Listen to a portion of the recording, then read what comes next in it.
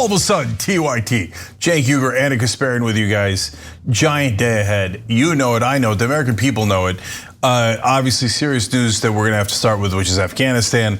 And then we'll do the whole range, because that's what we do at TYT. It's called the news. Go. All right.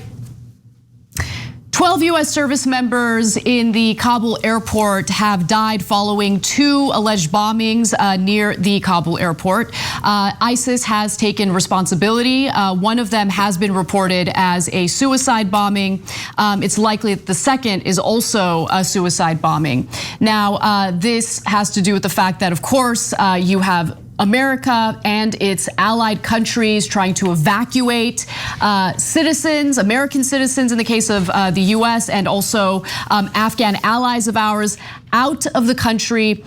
We need the cooperation of the Taliban in order to do that, and the Taliban is supposed to be providing the security at the checkpoints to ensure that some nefarious figures, including suicide bombers, don't enter the airport. Now, one of the bombers got caught at the checkpoint and decided to detonate the bomb anyway.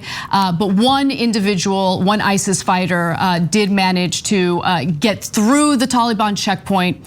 And during a press briefing today, generals are saying that the US is relying on the Taliban to do some of the initial security, but they say that some of them are good at providing that security, some are not as good.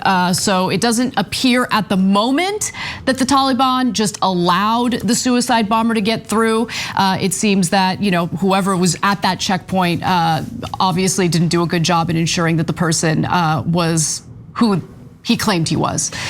So go ahead, Jake. Yeah, so that gets to one of my points. So right now, of course, as usual, cable news is yelling at the top of their lungs that it's all Joe Biden's fault. Now, if you watch the Young Turks regularly, you know that we think a lot of things are Joe Biden's fault.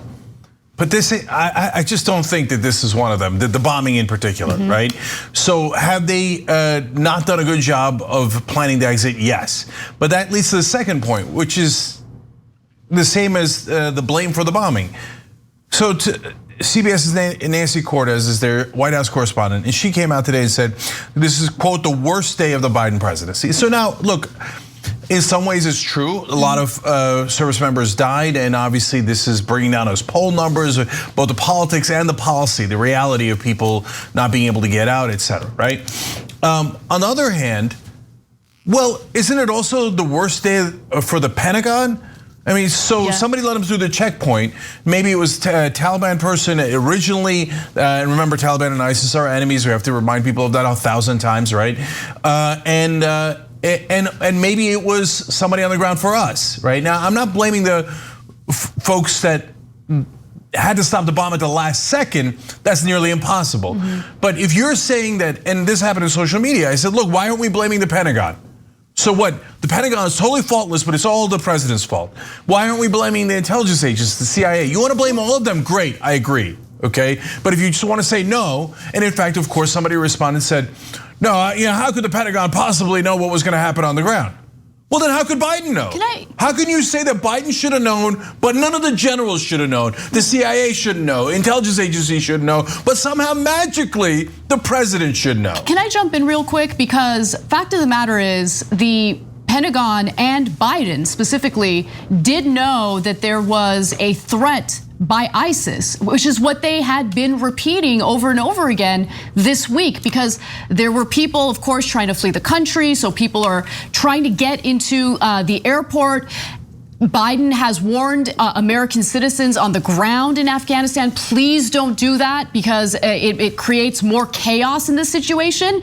And we're worried about ISIS fighters targeting US citizens and our allies as we're trying to do these evacuation efforts. And so the warnings were there. Of course, they didn't know that there was going to be a very specific attack on this day and it was going to be carried out the way it was, but they had intel indicating that there were some serious threats. And I think that, a lot of the commentary that you see, whether it be on cable news or on Twitter, it tends to be very black and white. Like everyone's looking for a scapegoat, right? And I understand the human desire to find the scapegoat, but at the same time, getting troops out of Afghanistan was always going to be a messy situation. Could Biden have prepared it better? I guess, but no one's really provided specific examples of what the administration was supposed to do to plan the evacuation efforts better. We unfortunately need the cooperation of the Taliban, who now has control of Afghanistan. And yes, the Taliban and ISIS, they are not friends, they do not get along,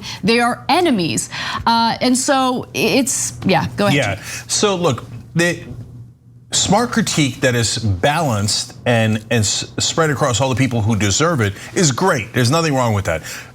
Has the exit been smooth? Don't be ridiculous. Of course it hasn't been smooth. So should you, does the buck stop with the president? Yes. Pentagon, CIA, if you blame all of them and say they didn't do this right, and obviously they didn't do nation building right. Exactly. Obviously the Afghan military was not ready to stand up. The Pentagon's been lying for 20 straight years. If you said it like that, no problem, right? But if you pick and choose, and the thing I can't abide by is dumb criticism. So Biden clearly has a deal with the Taliban to let us out and not kill Americans on our way out. Now, people then criticize him for that deal in weird ways. They're like, you shouldn't do a deal with Taliban. So what? He shouldn't have done the deal, and the Taliban would then be shooting fish in a barrel as we're leaving and killing all of our guys? Why would that make sense? Oh, you should prove how tough you are by bombing the Taliban now. But then they would murder every American in Afghanistan that isn't already at the airport. And that's about 1,500 Americans, let alone the people who worked with us who are Afghans. Please try to be smart. Now, that's what I love about our audience. Our audience understands that. But God, when you look at cable news, they're like, oh, don't do a deal. No, Taliban bad. Okay, and ISIS bad, Taliban bad, so they must be working together. No, you schmucks. ISIS-K and Taliban hate each other.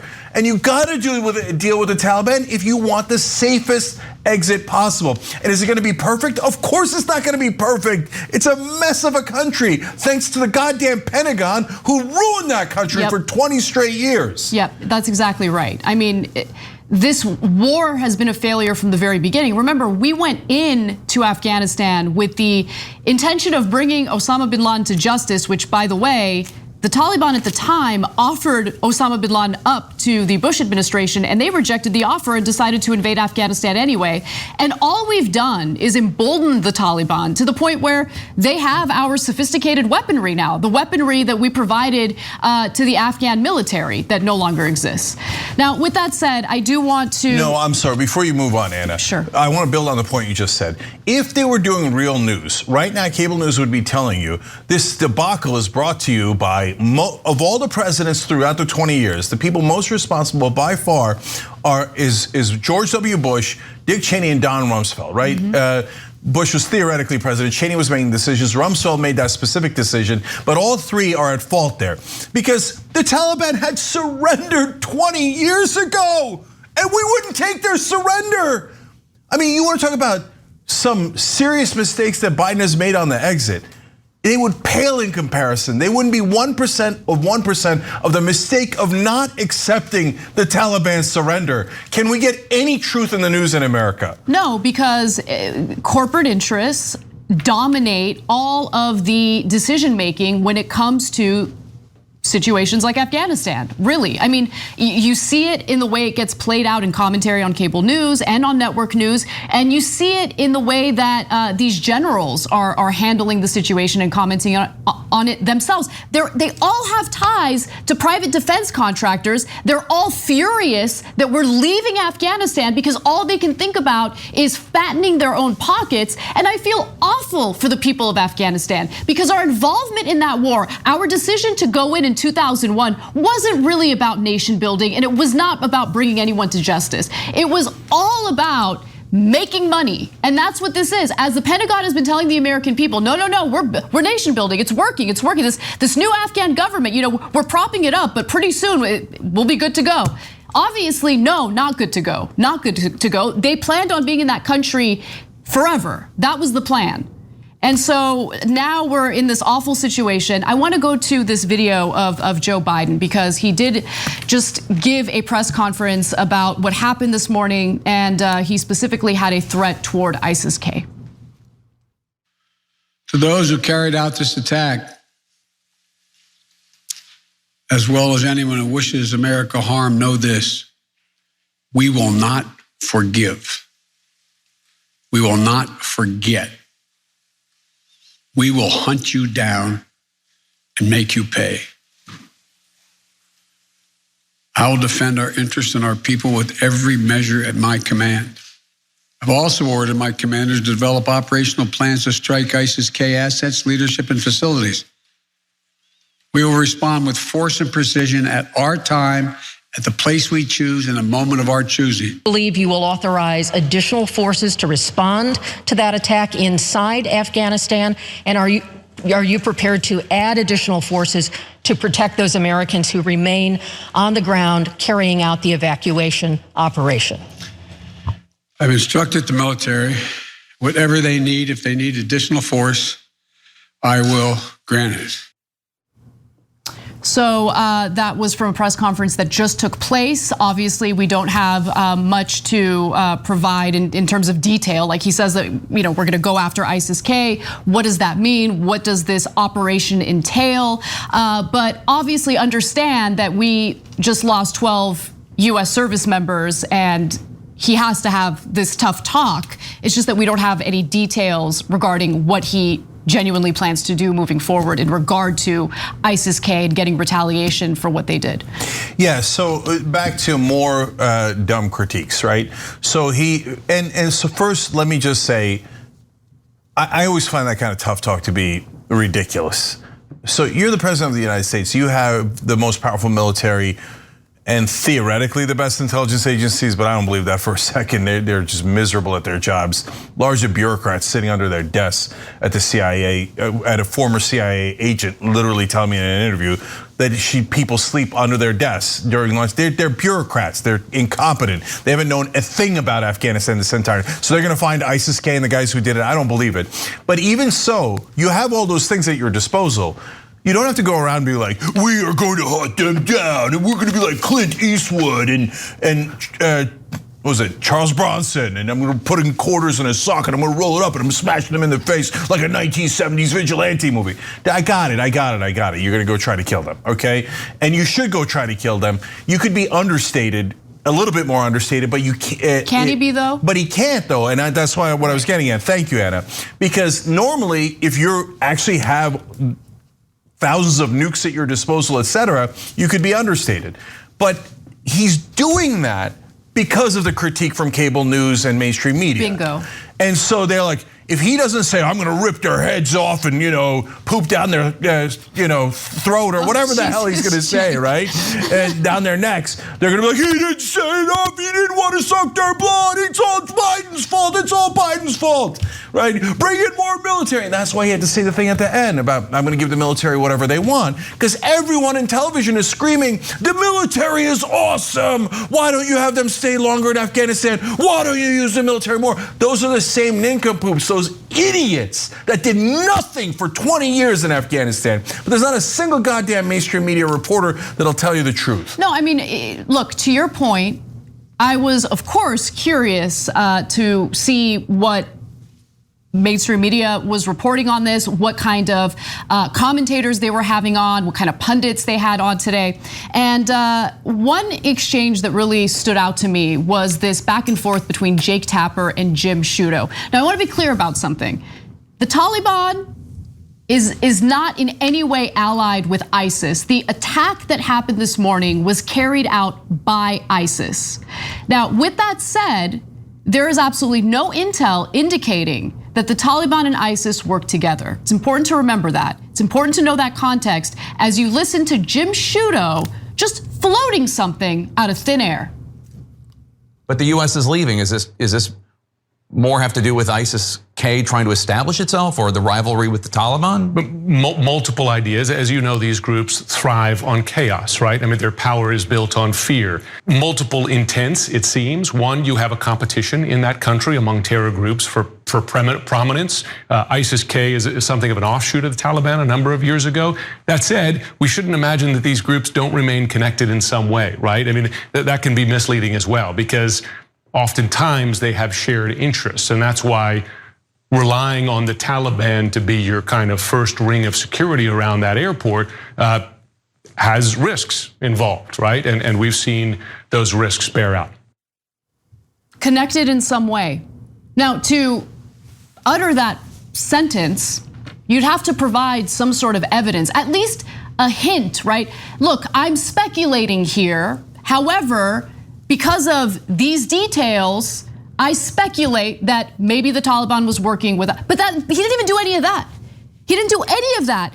Connected in some way. How? Where did you get that from? Is there anyone in the intel community? And by the way, they love to rely on scoops from the intelligence community, which of course has its own interests in perpetuating war. But even in this case, there's no one in the intel community saying that the Taliban's working with ISIS. And look, a lot of the commentary today, in my opinion, was more of these individuals beating war drums, fear-mongering, trying to scare the American people to think that there's a growing threat now that we're withdrawing troops from Afghanistan. And our involvement in that war has been nothing more than a complete and utter failure and disaster. We have only destabilized that country further. Okay, he said they have shared interests. Really? Well, name them, Jim. What shared interests do they have? Because otherwise they seem to be killing each other. That's not a shared interest. You know what it reminded me of the Dick Cheney going on television and lying about how Iraq and Al Qaeda were connected and they came from the same geographic area as if they were allies. When in reality, Iraq, led by Saddam Hussein, was not a friendly country to us, and Saddam was a terrible, brutal dictator, and Al Qaeda was awful, but they hated each other. That's relevant if you're a smart person.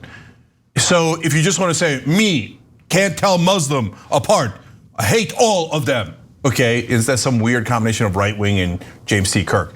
Anyway, okay, well then I can't help you because you're choosing not to use your mind. ISIS-K and Taliban hate each other. What do you mean shared interests? They didn't just bomb American interests, they also bombed the Taliban in that checkpoint. So I'm sure the guy they blew up didn't have a shared interest with them. So and so that's why it's trying to get you to think, well, I can't tell them apart, and the reporters can't tell them apart. And what do we need? What's the answer? More military, right? And so, by the way, these guys, the ridiculous critics of Biden will now then turn around. And so when Biden says, I'm gonna go chase them down and I'm gonna kill these ISIS-K guys who killed our guys today. And when they eventually do some version of that, guaranteed some of the critique will be, those guys were fighting the Taliban. Now you're helping the Taliban. This is outrageous. Okay, now there's a good argument that you shouldn't get out. Don't go back in, don't go do bombings. You're not gonna find who ISIS-K is in the mess of Afghanistan. And Taliban and ISIS-K are about to kill each other and shred each other to pieces anyway, right? Stay the hell out, right? So that's a fair argument. But what will be an unfair argument is when he goes to bomb ISIS-K, they'll say, oh, now you're helping the Taliban. And now speaking of unfair arguments, Donald Trump. So today he came out and said about all this, what a terrible failure, no vetting. Now, this is not about our guys getting killed. And this is not about we didn't rescue enough Afghans who helped us. Right, by the way, it's the opposite. Real quick, 60 Afghans also died today, 140 injured. I mean, the videos are so gruesome, so awful.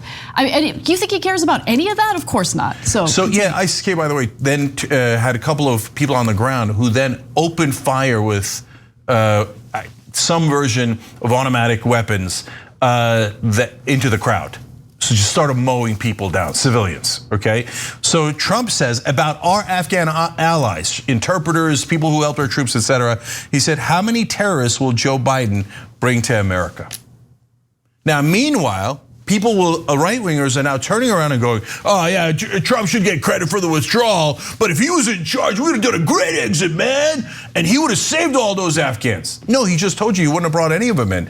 He would have said, oh, we have to do further vetting, and that means we're gonna leave him behind. Yep. The Taliban's not letting anybody else out. They said, you can take the Americans out, but after August 31st, you're done. No Afghans allowed to leave, okay? And they're gonna find, they have the biometric information for the people who helped us. Yep. We created that information, and then as soon as the Afghan military ran and we ran, the Taliban grabbed that information. They're gonna go systematically execute everyone who worked with us, who remains in the country. And Trump and many other conservatives now are saying, good. Let him, right? Yeah, I don't want him coming here. So let's vet them for longer while they get murdered all over Afghanistan by the Taliban. So don't tell us Trump would have done it better. Trump would have done it way worse, and he just told you he would. Why are we pretending like Trump was some sort of foreign policy genius? He was a complete and utter disaster. I mean, speaking of abandoning our allies, what did we do to the Kurds who were assisting us in defeating ISIS in Syria?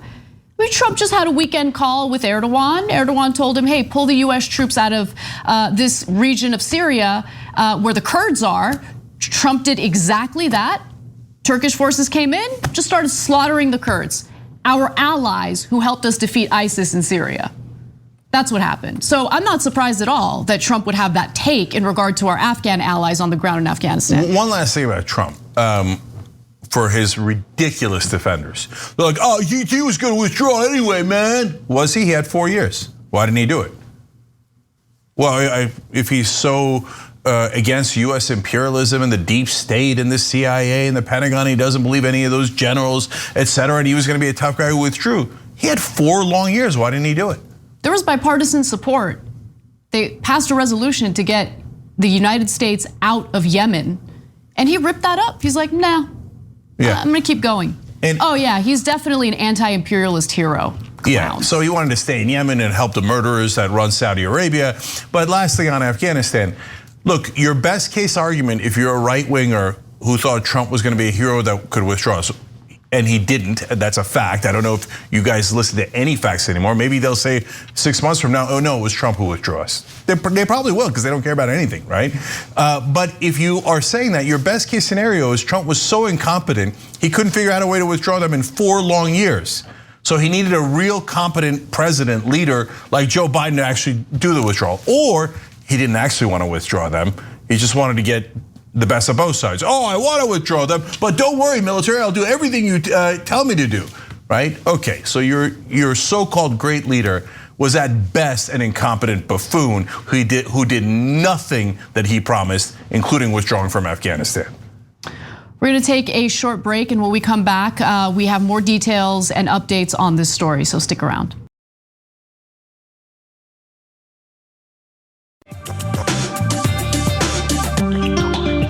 All right, back on TYT, Jen Canano with you guys. Quick shout out to the Twitch community, which I love so much. Tell Me What to Put gave 2,345 bits and gifted a sub. Love you guys for that. And thank you to Sama Lynn, the Kind Dragon, for the raid. Kind indeed. Love our community. We'll talk more about the YouTube community later in the show. All right, more news.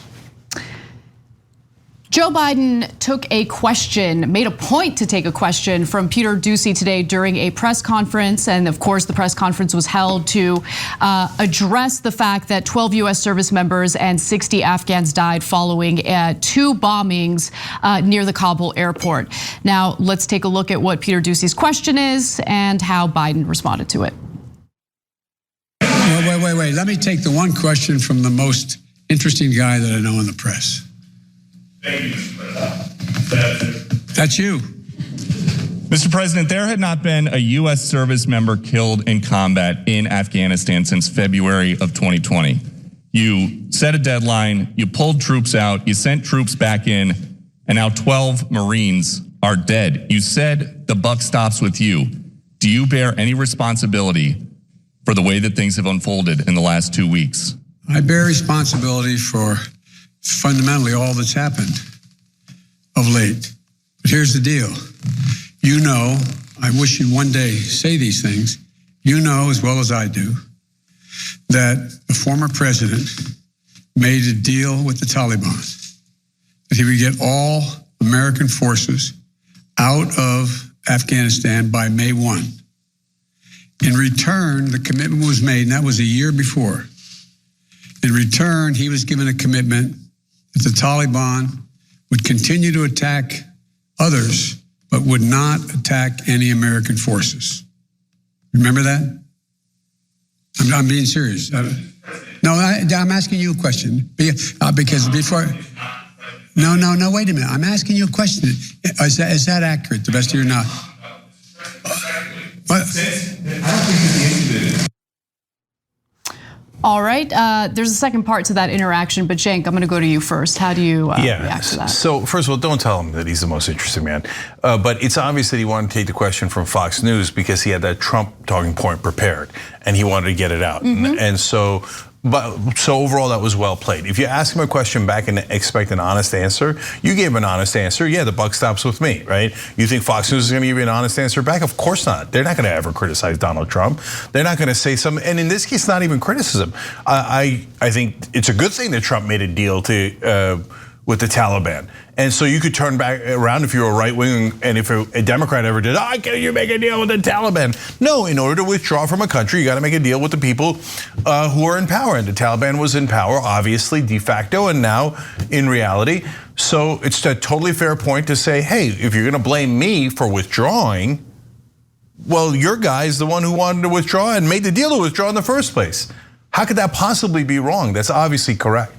I just don't understand what the alternative would be, right? So for those who are now critical toward Biden for the collaboration with the Taliban to evacuate US citizens from the country, well, as we know, those negotiations started under Trump. But I don't even blame Trump for that, right? Like, as you mentioned, you give him credit for that as well. Like, what was the alternative to that, though? What was the alternative? If they're in power, if they're in charge of Afghanistan, how else would we evacuate US citizens, US troops, personnel? How would we get them out without the Taliban attacking them? I don't know what the alternative would be. But with that said, let's go to the second part of the exchange. Basically, you said you squarely stand by your decision to pull out. Yes, I do, because look at it this way, folks. And I have another meeting for real. But imagine where we'd be if I had indicated on May the 1st, I was not going to renegotiate an evacuation date. We were going to stay there. I'd have only one alternative: pour thousands of more troops back into Afghanistan to fight a war that we had already won relative to why the reason we went in the first place. I have never been of the view that we should be sacrificing American lives to try to establish a democratic government in Afghanistan. Our interest in going was to prevent al-Qaeda from reemerging.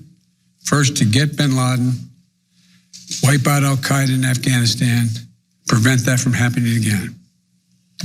As I've said 100 times, terrorism is metastasized around the world. We have greater threats coming out of other countries, a heck of a lot closer to the United States.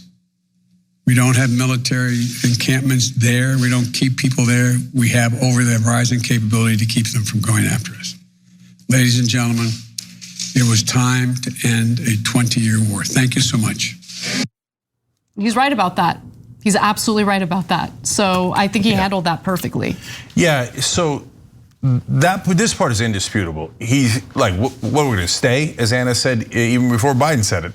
Like, what? Okay, so what, we're gonna put 10,000 troops more, 20, 100,000 troops. How long are we gonna stay? 5, 10 more years? It's absurd. No, withdraw. By the way, don't let the media lie to you. 3/4 of the country is in favor of withdrawal. Yes, Biden's overall popularity has taken a beating here because every single person in the media is criticizing him 24/7. But the important part of that clip is, notice that's Fox News asking a pointed question about whether it was right to withdraw. Because if you'll notice, if you go on social media, people will pretend whether they're in favor of cable news or Fox News or right wing, and there's this amazing coalition of like the establishment and the right wing beating up on Biden together because the establishment loves the military industrial complex and the right wing doesn't care if it's right or wrong. They just want to attack Biden, right? So that's Fox News criticizing the withdrawal. But when you go on social media, they all pretend like, oh, no, we're just criticizing the exit. No. Oh, you guys are being unfair. You're just supporting Joe Biden for no reason. We're just worried about the exit. We're not worried about the withdrawal. Then you go on television. No, they're worried about the withdrawal. They wanted us to stay forever and ever and ever in Afghanistan, and that includes Fox News. And they're wrong, they're 100% wrong. You could, of course, talk about how the Pentagon, the CIA, and Biden collectively did not do the exit right. But you cannot say that the withdrawal was not right. If you say that, you're being absolutely absurd, and almost no American actually agrees with you. Well, let's get to our next story, because I wanted to talk a little bit about something we covered yesterday with two congressmen going to Afghanistan with an unauthorized trip just to do a little PR stunt. Imagine if they had done that today. Representatives Seth Moulton and Peter Meijer are playing defense today after taking an unauthorized trip to Afghanistan, specifically to Kabul, where, as we found out today, 2 suicide bombings took place. Now, unfortunately and tragically, 12 US service members died as a result of those bombings. 60 Afghans died and 140 more Afghans were injured. But prior to that happening, both Seth Moulton, a Democrat, and Peter Meijer showed up because they, I don't know, wanted to do a PR stunt. Why were they there? Well, Moulton is super defensive and recently got interviewed. He said that he had requested permission to travel to Afghanistan multiple times in the past few months, but had been turned down. Moulton, a Marine veteran, said he was spurred to take the trip when he attempted to get 4 Afghan families out of Kabul on flights, managing to get 1 family out, he claims.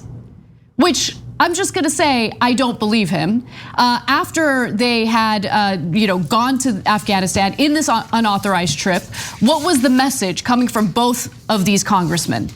That we need to remain in Afghanistan longer.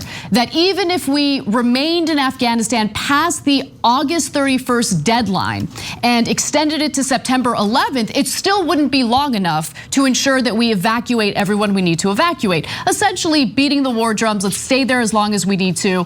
And I should also note, as I mentioned on the show yesterday, that Moulton has taken over $200,000 in campaign contributions from defense contractors, and that doesn't even account for the dark money that he's likely received from defense contractors. He also said the following during this interview with the Boston Globe: I got several, not just families, but groups through the gates. It's amazing that people think this is about politics when it's about innocent lives and saving people who have given everything to us from torture and death. Every single person that we can get through the gates who is one of our allies, that is the difference between freedom and death. And then he also noted, because he has been scolded for this trip, the scoldings mean nothing when we're saving a few lives. But in reality, did they really save any lives? All they did was take up space on planes that were meant for the US citizens and Afghan allies were trying to evacuate out of the country.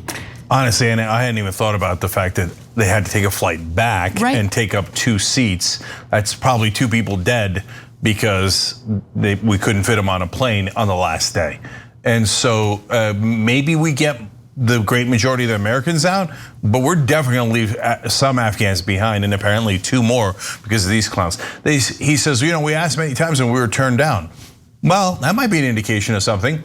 If somebody told me, as deeply incompetent as the Pentagon is, but they told me, hey, going to Kabul right now is not a great idea. It could put you in a lot of danger and could put others in danger trying to protect you, right? I'd probably take that pretty seriously.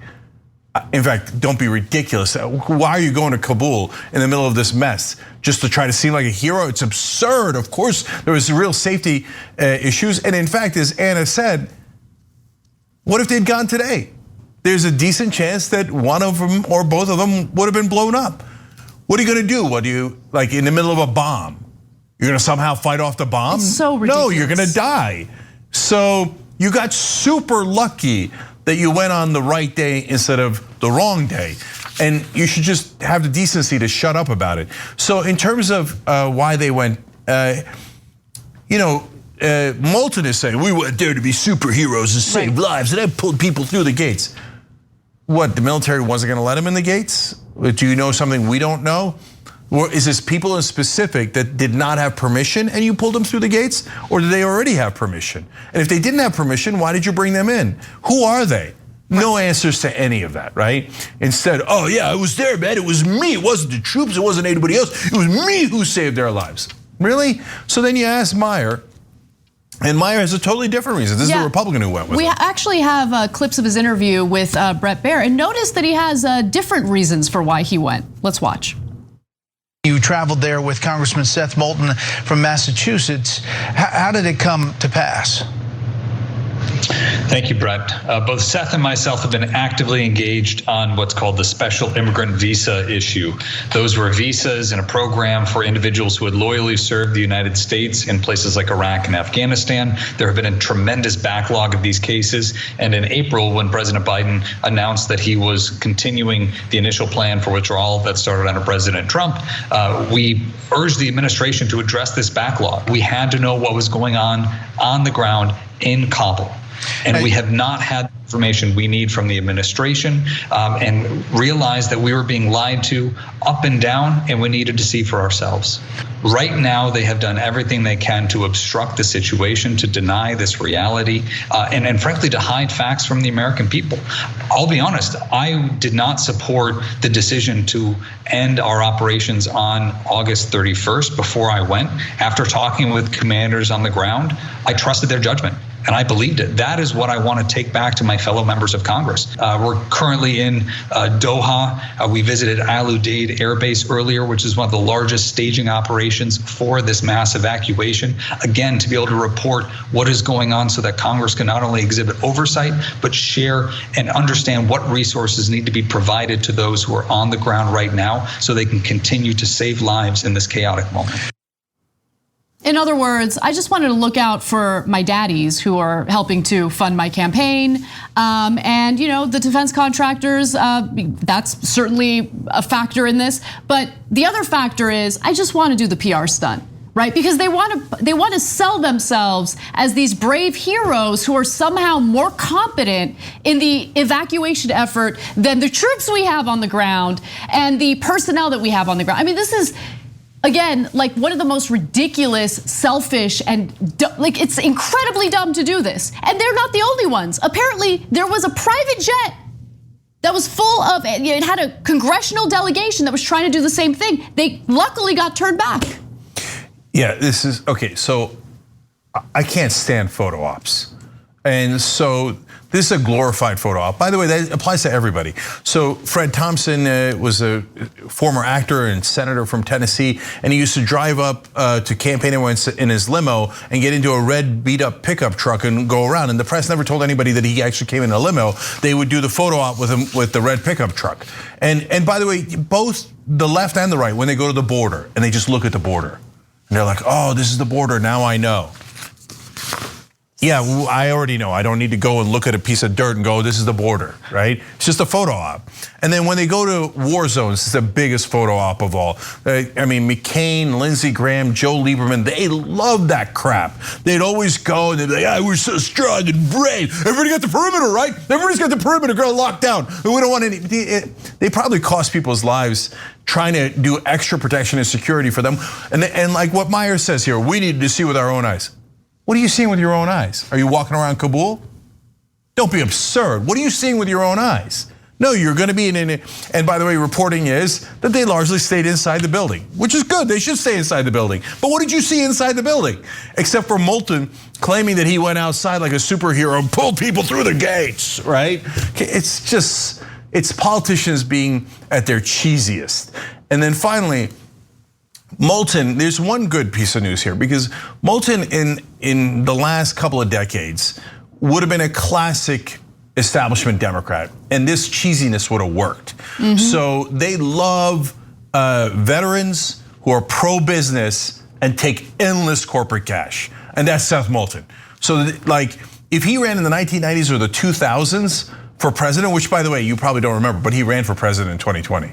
Okay, if he'd run 2 decades before that, or just a decade before that, he would have been celebrated. Oh, Seth Moulton, he knows, he's been to war zones, he's taken pictures there, and he'll give business interests anything they want. That's how great Seth Moulton is.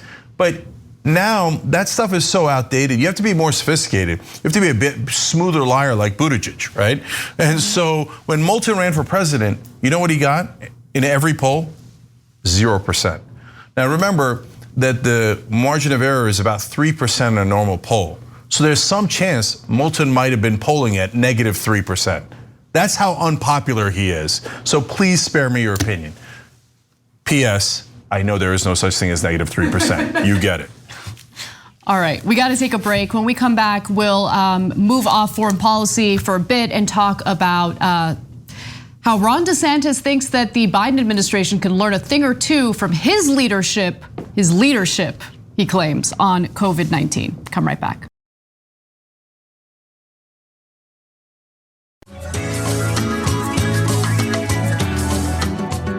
All right, guys, Jen and Anna with you guys. We have a normal bonus episode for the members tonight, as we always do.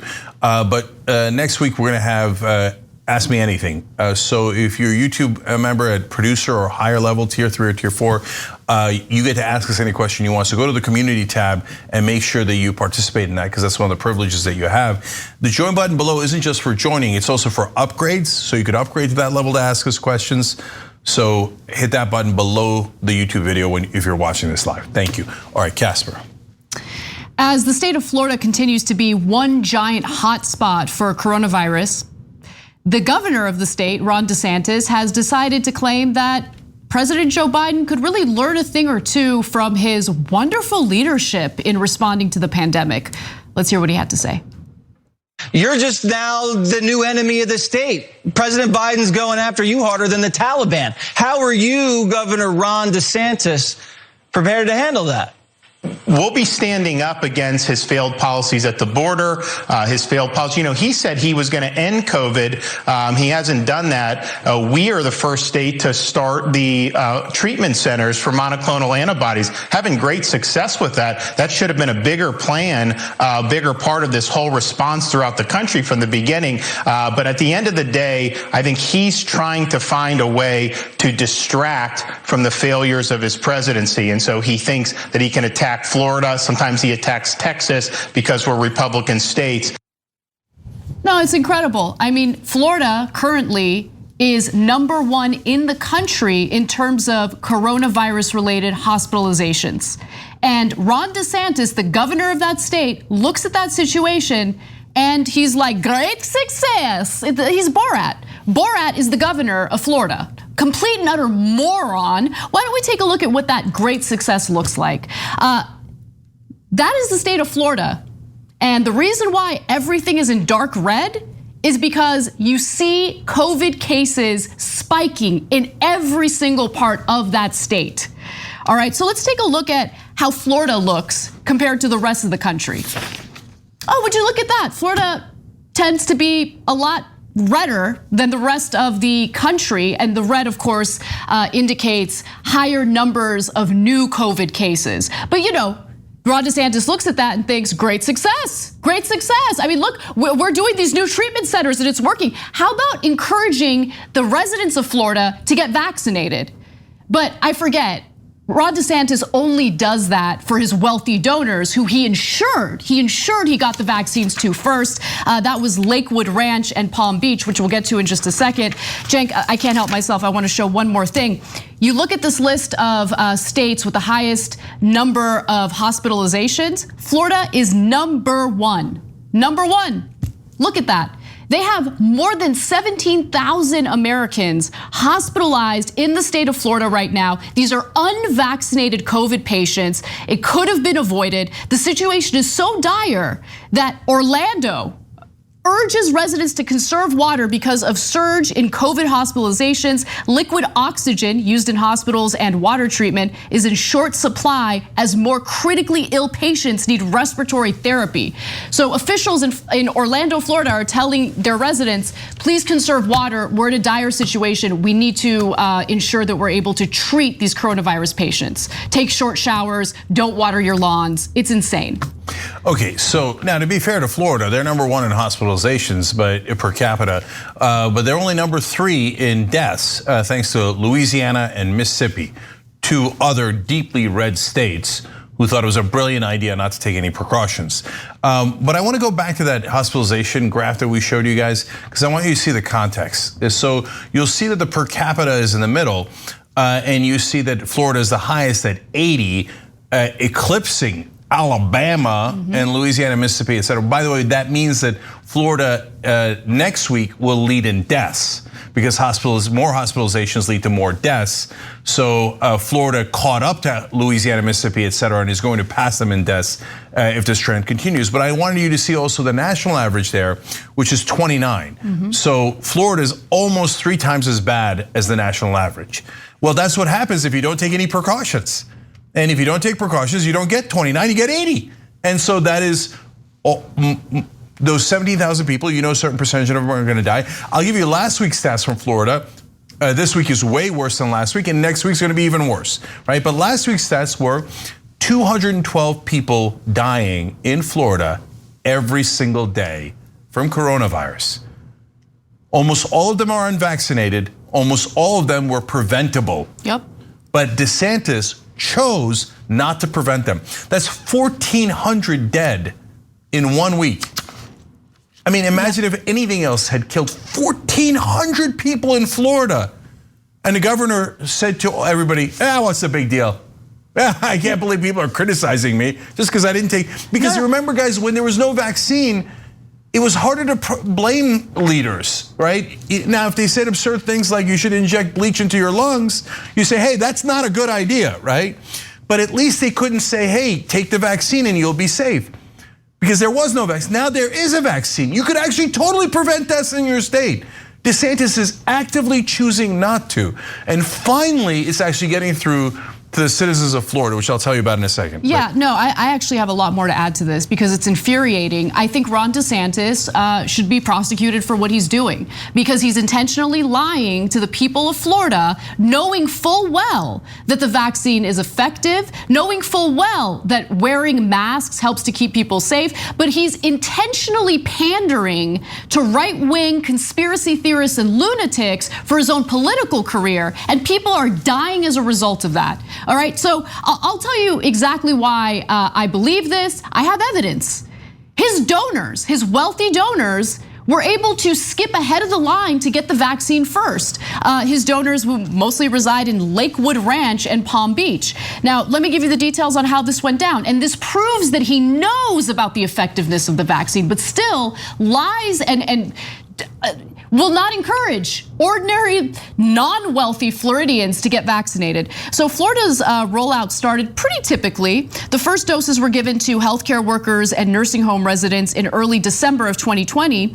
But then a few weeks later, Governor Ron DeSantis, breaking from CDC guidelines, announced that he would not vaccinate teachers and essential workers next, but instead put seniors first, making everyone or anyone 65 or over eligible for the vaccine. Now that led to a frenzy because understandably, older Floridians wanted to get vaccinated as soon as possible. But here's the thing, the doses were not distributed evenly throughout the state. They were concentrated in 2 specific areas, Lakewood Ranch and Palm Beach. So a federal complaint raises other questions about the governor's vaccine distribution decisions and alleges Governor DeSantis was discriminating when he handpicked communities for pop-up sites across the state. One of those communities was Lakewood Ranch in Manatee County, just south of Tampa. In February, the governor announced he was giving 3,000 doses to the community. Now, why would he do that? Why would he focus on Lakewood Ranch? Well, it turns out Lakewood Ranch developer Pat Neal has donated $135,000 to the Friends of Ron DeSantis PAC. Don't you guys wonder, all of those conservatives who talk about a global cabal and the elites, don't you ever wonder why the elites were in a frenzy to skip ahead of the line and get vaccinated? And don't you wonder why your beloved Ron DeSantis is discouraging you from getting vaccinated? Well, Anna, they're beginning to wonder that, and I've got the numbers on that. But first, from time to time, we read members and super chats on the show because we love doing the show with you guys. You guys make really smart points. So G.A. Jackson wrote in, DeSantis is literally killing more Americans than the Taliban. Well, that's indisputably true, but of course DeSantis is gonna say, no, well, I didn't specifically kill them. I just told them to take massive risks with their life and they wound up dead. So not my fault. I mean, if we're comparing actual numbers, it's not remotely close. Imagine, but I like that comment because imagine if the Taliban was killing over 200 citizens in Florida every single day. And the governor wouldn't do anything about it. And the governor was like, nah, I'm not even gonna let the schools ban the Taliban. You think, what are you doing? They're killing 212 people every single day. He's like, I don't care. I don't care. I think it's no big deal, right? But when coronavirus does it, he pretty much encourages it. So now the numbers have moved in Florida. Democrats are always against him in Florida. The independents had turned against him because of how incompetent he's handled this lately. But now even the Republicans have said it's too much. 52% of Republicans saying he's handling this poorly in Florida.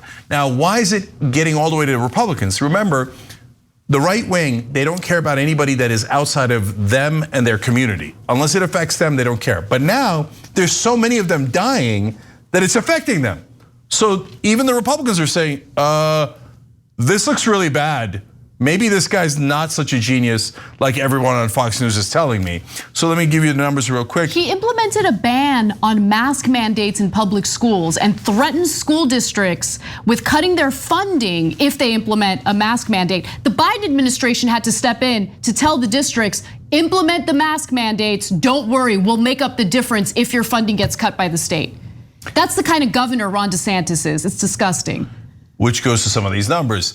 61% of Floridians believe the rise of cases was preventable in Florida. And so obviously DeSantis did not prevent it. 63% believe the masks are effective. By the way, that number should be so much higher. Still 37% of Floridians go, masks, what do I need them for? We're about to pass Louisiana, Mississippi in the most amount of deaths. What do I need that mask for? But yes, 63% saying, duh, of course you need the mask. And 60% of Florida residents support requiring faculty and students to wear a mask while in school. So the state has turned, and now a significant majority say that DeSantis is very wrong to say that they should not have those mask mandates in the schools. And remember, in that interview, DeSantis is like, well, Biden said that we'd be finished with COVID by now. What happened? No, it's because of morons like you. We could be out of this awful situation, but with all these red states refusing to encourage their residents to get vaccinated. I mean, in Vermont, 68% of people in Vermont are fully vaccinated. In Florida, it's 52%. In Alabama, which has the lowest vaccination rate, 37% fully vaccinated. Look, there's a cure. Well, there's a way to prevent coronavirus, and then unfortunately for some folks, there is no cure at all, but there's ways to treat it. But even more unfortunately, there's no way to treat dumb. And so all these guys think, no, I don't care that Uncle Bob died. I rather still listen to Tucker Carlson and all the right-wing knuckleheads in the media telling me that if I'm a tough guy, I'll take horse dewormer instead of taking what every doctor in the world says I should take. Well, enjoy your toughness all the way to the grave, unfortunately. All right, that does it for our first hour, but stick around for the second hour, because if you think that we've had enough of the stupidity in red states regarding COVID, we've got a father in Texas who has really found a way to strip down to the core of this issue. We'll be right back. Florida's ground zero for God's waiting room. Thanks for listening to the full episode of The Young Turks. Support our work, listen ad-free, access members-only bonus content, and more by subscribing to Apple Podcasts at apple.co/TYT. I'm your host, Cenk Uygur, and I'll see you soon.